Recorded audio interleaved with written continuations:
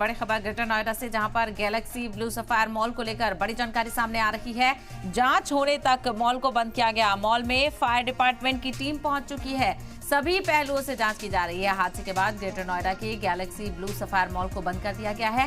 Blue sapphire mall के fire department की team भी पहुंची है। फायर सेफ्टी के नियमों की जांच के लिए टीम पहुंची है। तो वहीं मॉल में फायर सेफ्टी लिफ्ट की जांच की गई। और जानकारी दे दें कि मामले में गौतम बुद्ध नगर पुलिस कमिश्नर लक्ष्मी सिंह ने कहा है कि जब तक जांच पूरी नहीं होती है तब तक मॉल बंद रहेगा। जांच में सुरक्षा संबंधी सभी पहलुओं का ध्यान रखा जाएगा। कल हादसे के दौरान ग्रिल से दबकर 2 लोगों की मौत हो गई थी। तो बेहद अफसोसनाक यह हादसा यहां पर पेश आया था, लेकिन उसके बावजूद भी मॉल को बंद नहीं किया गया था। कल यह हादसा पेश आया था, लेकिन मॉल लगातार आम लोगों के लिए खुला हुआ था।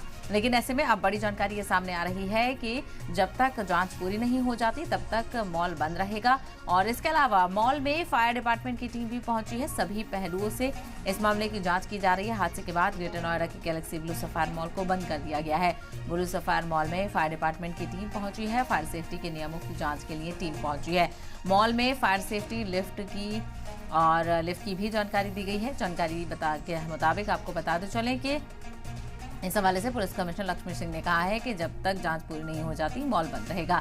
ज्यादा जानकारी हासिल करते हैं हमारे नुमाइंदे राजराज इस वक्त हमारे साथ जुड़ गए हैं। राजराज, कल ये पूरा हादसा पेश आया था, अब तक क्या कुछ जांच यहां पर की गई है और मॉल बंद करने का भी दबाव यहां पर लगातार देखने को मिल रहा था?